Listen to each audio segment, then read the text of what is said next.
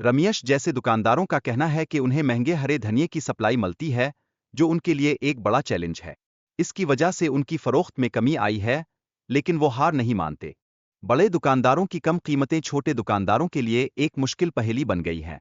ये सूरत-ए-हाल मार्केट की मईशत को मुतासिर कर रही है, लेकिन हम सब मिलकर इसका हल निकाल सकते हैं।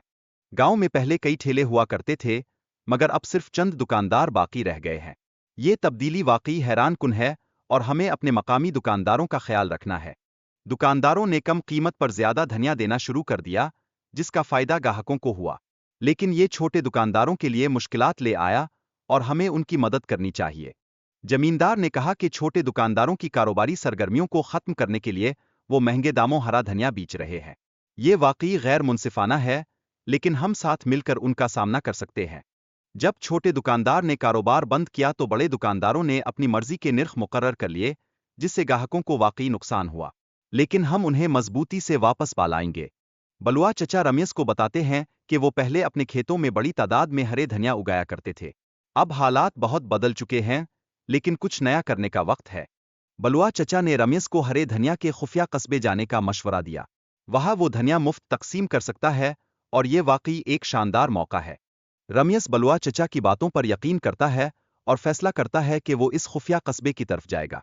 ये एक दिलचस्प मुहिम है और इसे चैलेंजेस का सामना करना पड़ेगा। रामेश जब हरे धनिया का कस्बा दरियाफ्त करता है तो वो हैरान रह जाता है कि वहाँ हर चीज हरे धनिया से बनी हुई है। ये वाकई एक जादुई जगह है। रामेश हरे धनिया को अपने गांव में मुफ्त बांटता है और लोग सेहतमंद होना शुरू हो जाते हैं। ये खुशी का लम्हा है और वो सब मिलकर खुशियां मनाते हैं।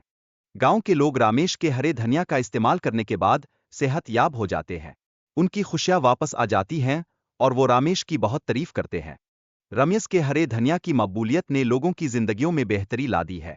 ये ऐसी तब्दीली है जो वाकई सबके लिए खुशियों की नवीद है।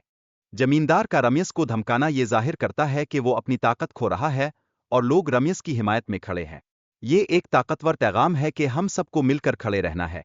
बलुआ चचा का आना और रमेश की कामयाबी पर खुशी मनाना इस बात की अलामत है कि सही नियत और मेहनत हमेशा कामयाबी लाती है। हमें कभी हार नहीं माननी चाहिए।